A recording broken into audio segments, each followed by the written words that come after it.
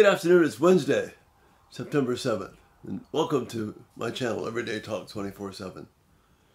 This week we're talking about choice and the importance of choices in our lives, and particularly about choices that we don't commonly associate being choices, things that we don't commonly associate being a choice.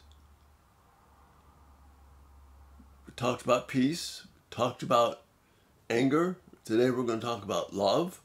Tomorrow we're going to talk about anxiety, getting ready for Q&A Friday, which, by the way, if you have questions, continue to send those in. Looking forward to answering those. But notice what we're talking about today. Love is a choice. That's a huge thing for us to kind of wrap our arms around, to embrace. Because like the other topics of this week, love, peace, anxiety, anger, they tend to be linked to feelings and emotions.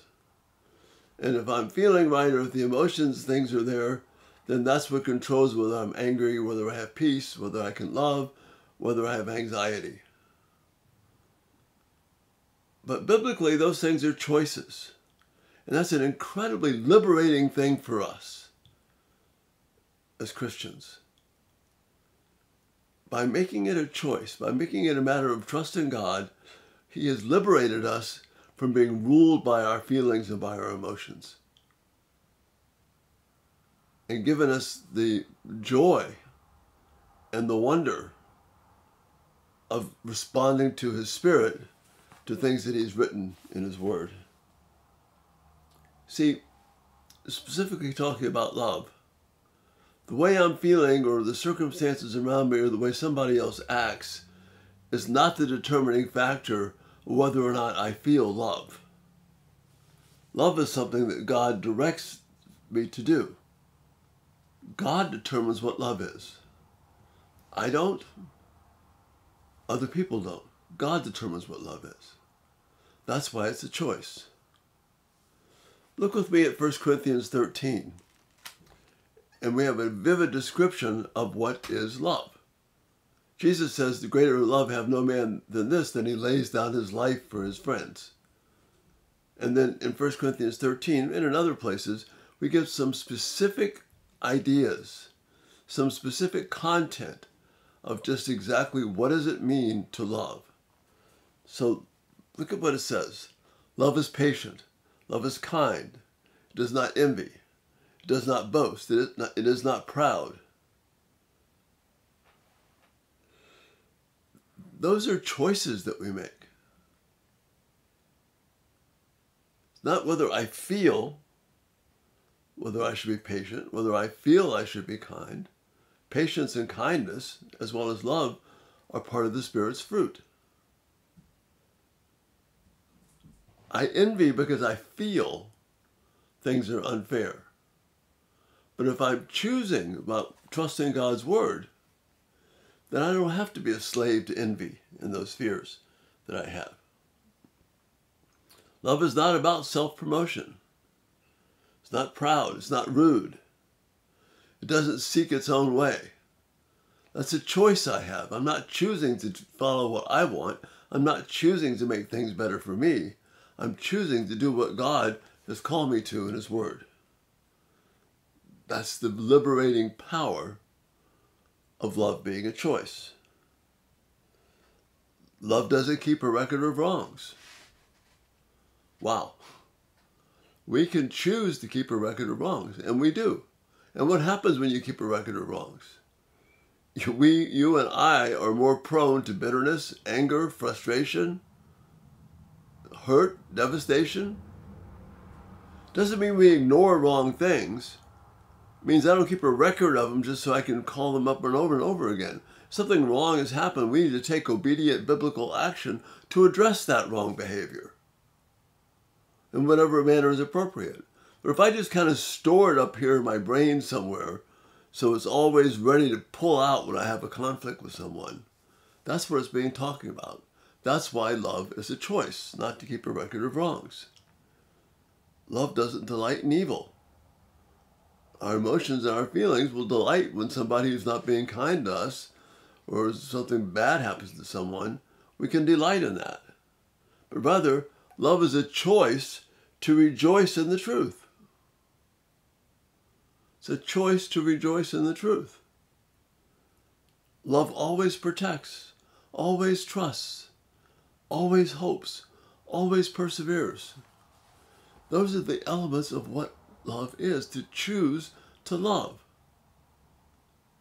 Our emotions won't push us to any of those things, unless it happens to feel right to us at the time. If we're not making a choice to honor and follow God, then, well, I'm going to protect you conditionally. I'm going to trust you conditionally. I'm going to trust God conditionally. I'm going to hope conditionally. I'm going to persevere and hang in there conditionally. If it feels right, if my emotions are driving it. But you see, that's the problem with the emotions. When the emotions are driving our fears, driving our anger, driving whether or not we feel at peace or not, then it's no longer a choice, and I become a slave to all the things around me. Rather, by making love a choice, by doing the things that God has called me to, specifically many other places, but just these brief examples here in 1 Corinthians 13, 4-7, I'm not going based on what I feel. I'm going based upon what God tells me to do. I'm making a choice to do that. That's why love is not about feelings and emotions. It's about choosing to do what's right to honor God. Not what somebody else thinks is the right thing necessarily. What God says is the right thing. Because God is the one who determines what love is. Why? Because Jesus Christ is the standard of love. Not what I think, or not what somebody else feels, or emotes, or wants, or desires.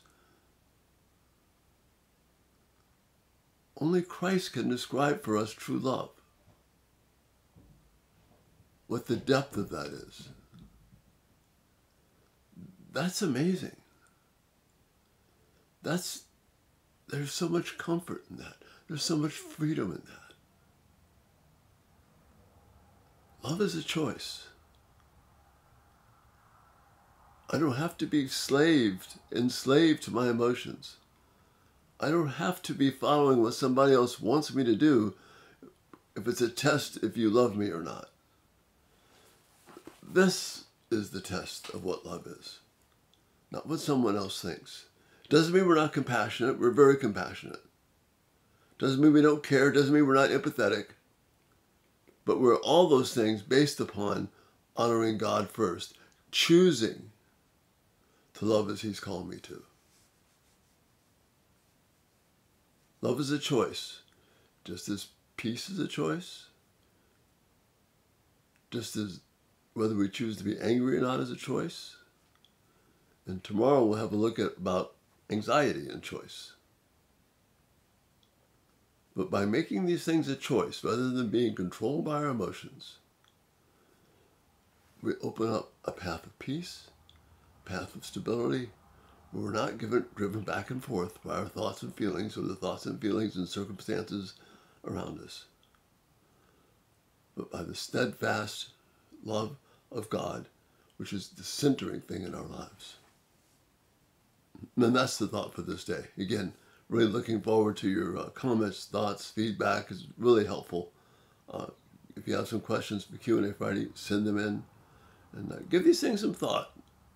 I love the comments that you're bringing in, so just keep doing that. And, Lord willing, we'll see you tomorrow. You have a great evening. And just focus on the beautiful, liberating truth that love is a choice. And we'll see you tomorrow. Bye-bye.